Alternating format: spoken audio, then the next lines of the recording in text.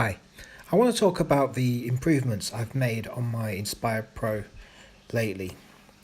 As you can see here, I'm making fairly nice turns on the controls itself, and that's because I had to do several things just to make sure that the turning of the Inspire Pro is okay.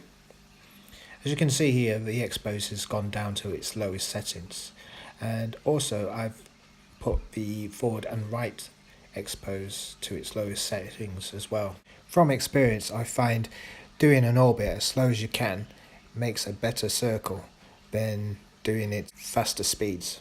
A slow, concise orbit around a subject is usually more preferable than trying to go as fast as you can, and it usually means that the camera will start to shake if you're going over speeds of 20 or 30 miles an hour.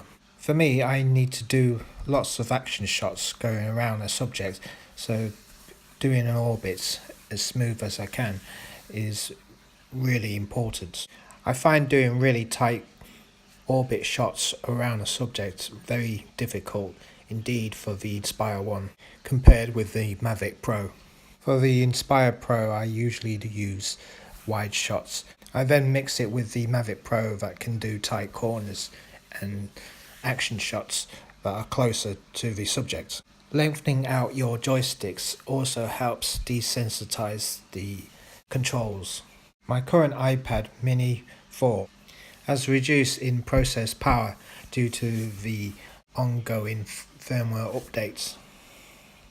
I'm currently using my iPhone 7 Plus because it has a better processor. The reason why is that the iPhone can handle video error correction much better than the iPad Mini. The DJI Go app is very much a process heavy application. Ultimately, having a faster device gives me a better range than a slower one.